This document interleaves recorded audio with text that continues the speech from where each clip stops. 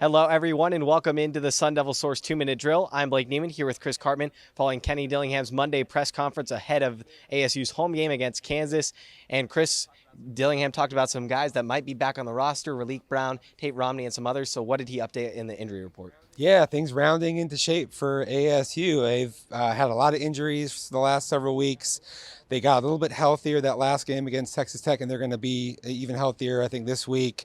The big one is probably LT Welch.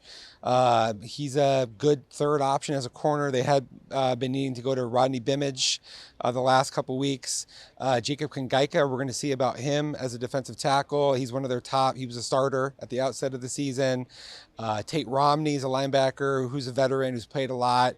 So if they're able to get some of these guys back, Raleek Brown, running back, he's had the hamstring bother him all year, but they could use a different type of a player to complement Cam Scadaboo. So getting those guys back would be a really big help for them. A big focus going into the bye week as a struggle for ASU was the red zone offense. ASU near the bottom of the country in red zone offensive efficiency, whereas Kansas, in terms of red zone offense, has been very successful, tied for first in the nation, and ASU's red zone defense has struggled as well. So how is that going to work out, and what do they need to do to be more successful there? Yeah, I asked Kenny Dillingham about this during the press conference today. He said that was an area where they probably hadn't emphasized enough in practices. And they worked on that for 3 days during the bye week to try to improve their execution.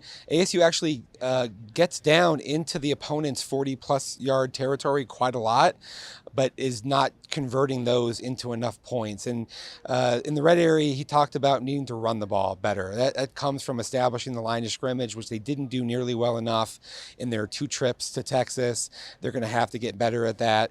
Defensively, I think a lot of it comes down to just assignment soundness and making key plays in key moments. But that's such an important thing in the Big 12, which is ultra competitive. And as you said there, Kansas has been very good at finishing drives, so ASU is going to need to do that on the other side. Kenny Dillingham said already expecting a sellout crowd, near sellout crowd already, and for ASU's first home Big 12 game. But Kansas coming into town with a 1-4 record, although that may not speak to the team they actually are.